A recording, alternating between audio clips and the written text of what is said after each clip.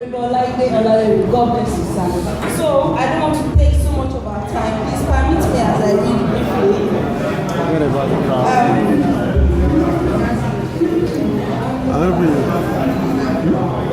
I will start off by thanking Honorable Olaide Olalere for inviting me to share this special occasion with you, distinguished ladies and gentlemen. Thank you so much. It is an honor and a privilege. There have been notable paradigm-shifting moments in existence, including digital revolution and in recent times predictive technologies powered by artificial intelligence that will change everything about the way we work and the way we live. Where can we place Nigeria in all of this? For how long are we to be viewed as a third world country or a developing country? Despite our natural resources, human capital, brilliant professionals, and demographic of 60% vibrant youth, population within the age range of 18 to 40. Have you ever imagined what Nigeria would be like if we efficiently and effectively harness the intelligence, number, innovative capabilities, and strength of young Nigerians geared toward economic development? As an academic, I'm tempted to use some academic terms, but I promise I will make it simple. My research background has made me sensitive to a wide range of issues in a way that many people are not. My sensitivity is based on the philosophy of the Dutch thinker Herman Doever. When people say political and economic development, they are often narrowing down their thinking to economic growth, employment, and monetary values.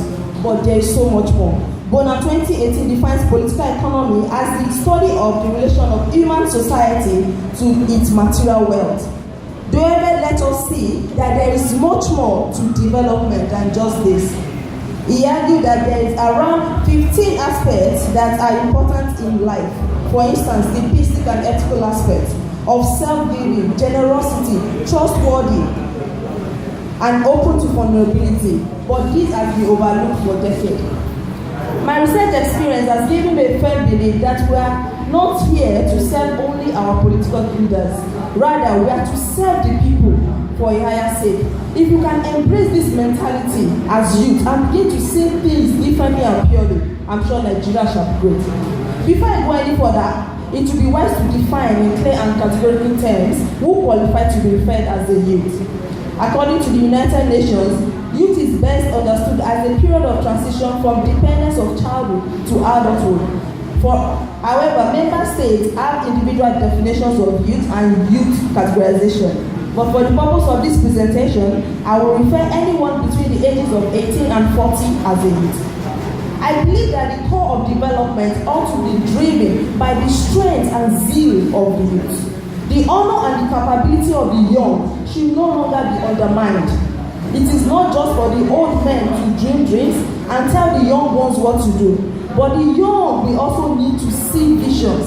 Hence, we all have our place. But there is still a place to respect wisdom. The young should not just be seen being tools towards political and economic development. The youth are not just there to serve as machines. Rather, the youth should have significant political roles in economy and in development. So far, we aim to serve beyond what is expected of us as service to humanity is service to God. We have to embrace the ideology that political compass is tilting towards youth empowerment. We need to strengthen policies and investments in building the Nigerian youth in terms of entrepreneurship, education, and skills. We need to think bigger. Political and economic development serve a higher cause to be a blessing to other nations. And yes, Nigeria someday will be a country that will be able to stand tall among the community of nations. Amen. More government initiatives, NGOs, and youth organizations need to focus on enlightening and mentoring today's youth as change agents, value-adding people to become creative, productive, and disciplined. Nigerian youth are regarded worldwide as the most educated, yet we have not lived to our full potentials. We have an increment of brain drain, and more youth are enticed by various immigration schemes offered by developed countries that place high premium on the strength and zeal of youth. In the last 8 months, I've heard of no less than 11 friends who have relocated to Canada and other parts of Europe after winning their own version of visa lottery. These countries are not coming to Nigeria to pick our bus conductors or market women. They are through cleverly schemes stripping the country of our most prized intellectual assets. To mention a few, engineers, doctors, and educationists. But this is not bad in itself, as every individual has a universal right to seek greener pastures. But it becomes worrisome, even when those that chose to stay back cannot earn a decent living.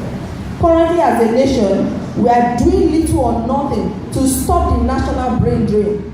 We need to get the best education, innovation, and the underpinning strategies and philosophies, and find a way to introduce and implement initiatives to reverse the upward trend and fasten the development of every strata of the Nigerian life. I'm sure you will ask me, so what? What do we need to do? 1. The norm over the years is focused on monetary values while potentials are being overlooked. For example, the global engagement of youth in agriculture has substantially increased some countries' GDPs. For instance, Israel, with a small landmass, produces and generates from agricultural produce as much as what Nigeria produces and generates from oil. Currently, our government has set aside funds to aid agribusiness and other startups. How effective are these policies, and are youth able to take advantage of these initiatives? 2. We need to embrace small beginnings, but leading to big ends. You can think big, but start small. For example, Steve Jobs. He started Apple Computer while working at his best at a very young age. That is entrepreneurship. 3. There is need for a renewed attitude and a changed mindset, departing from get-rich-quick syndrome, in which youth engage in unlawful practices such as email scamming and advanced fee fraud known as 419. These vices need to be addressed from the home through good parenting and right from primary education.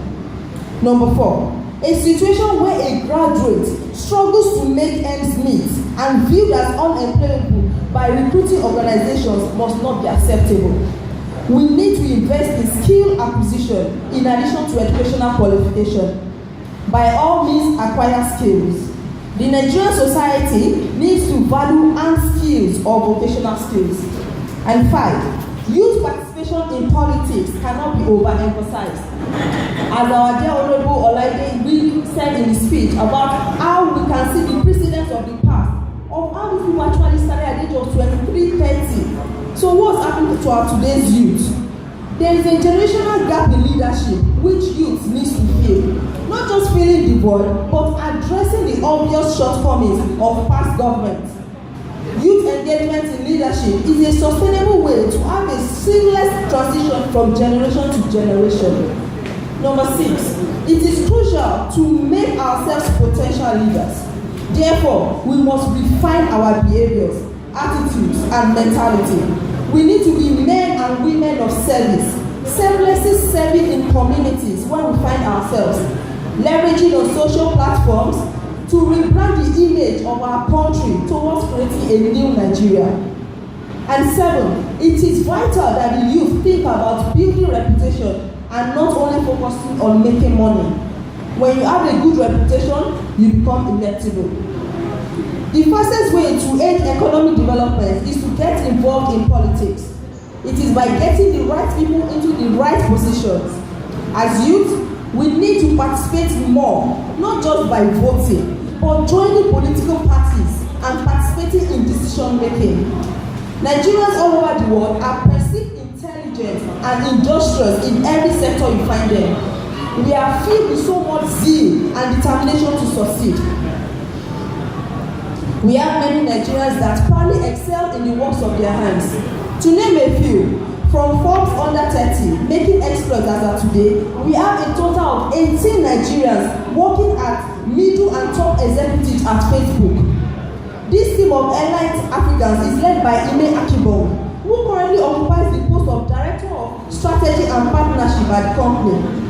Juliet Euma, who currently is, if not the most influential, Google representative in Africa. Kenya Rapu handcraftedly locally sourced material to create beautiful slippers for both male and female. Goze Koka, an event planner. Olaoluwa Samuel, a spearheader of an innovative technology venture in Nigeria.